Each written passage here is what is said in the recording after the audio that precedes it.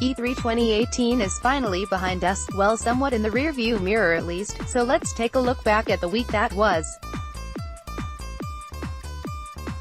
Specifically looking at the conferences, we got showings from most of the big players, including Microsoft, Sony, Ubisoft, and EA.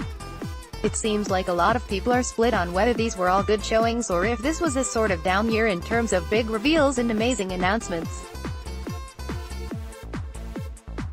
Sony gave us an in-depth look at their 4 major titles, Microsoft went heavy on the Japanese influence, Square Enix kept it short and sweet, while Bethesda and Ubisoft showed off a fair amount of content. With all this in mind, we decided to ask our writers what they thought of the conferences in general. Was it an impressive showing for the industry as a whole, or was this a year devoid of those OMG moments? Anthony Nash @_Anthony Nash. Things started off really well, but I think overall it was kind of disappointing. Microsoft and Ubisoft were the highlights of the show for me, as shocking as that may be to say. Sony and Nintendo both showed off some great games, but their stream setup and how they went about showcasing games just kept killing off momentum. Cameron Teague @LifeWish_. There were some really great and fun announcements at each press conference, but there just wasn't a single OMG moment to be found anywhere during E3, at least for me. No one big surprise that made me go absolutely nuts. Probably the best conference for me goes to Microsoft, since they showed off more surprising PS4 games than Sony did. Chandler Wood @Finchstrife. We're at that point in the console life cycles that we're going to see big announcements start tapering off until next gen is announced. There weren't a lot of huge announcements, but I thought this year's show was overall a good one. Sure, there were some pacing and communication issues, but there have been far worse E3s. I think next year will be pretty slow again, before 2020 brings out the true look at next gen. Dylan Bishop @Dill_Bile. I can't say I'm disappointed by this year's E3. In fact, most of the games shown excite me to no end. I do miss being thoroughly surprised, though. There's a childlike glee that accompanies being caught off guard by a huge reveal, and sadly, a lot of that glee was missing this year. Jenny Jones. Wish there had been a few more brand new IPs revealed, but I suspect we're getting a little bit too late in the console cycle for there to be too many new surprises.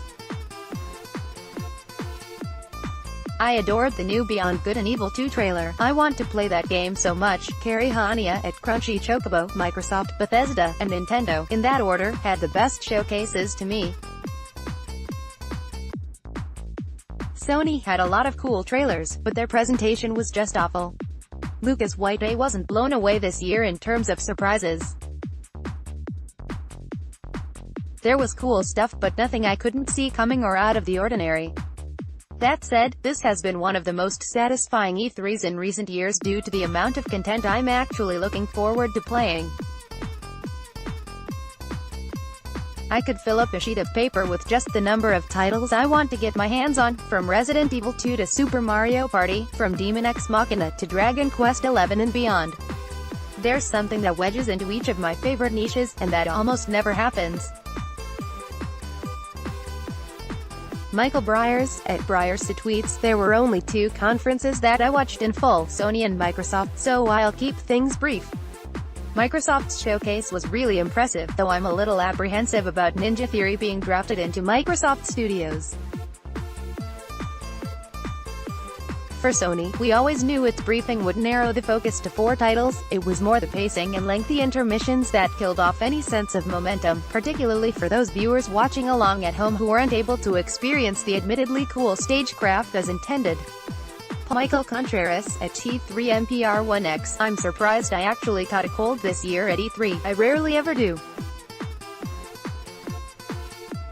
As for the show itself, it wasn't chock full of surprises, and as usual smaller titles caught my attention, like State of Mind. Part of me also wanted to see new hardware announced, but now I'm glad that wasn't the case, so my wallet can breathe a sigh of relief. Urosh Pavlovich @Aravator. Lack of surprise reveals and jaw-dropping moments is my biggest disappointment. previous E3s had major announcements, new IPs, new indie games, more AAA games, just more games in general. In all honesty, Unravel 2 felt like the only genuine surprise. The Last of Us Part 2 and Ghost of Tsushima look fabulous. Otherwise, the E3 2018 was just one massive scream from publishers and developers, "We are not ready, so see you in 2019. Also, not having any Cyberpunk 2077 gameplay footage or even a single snapshot ready for the public seemed a bit unfair.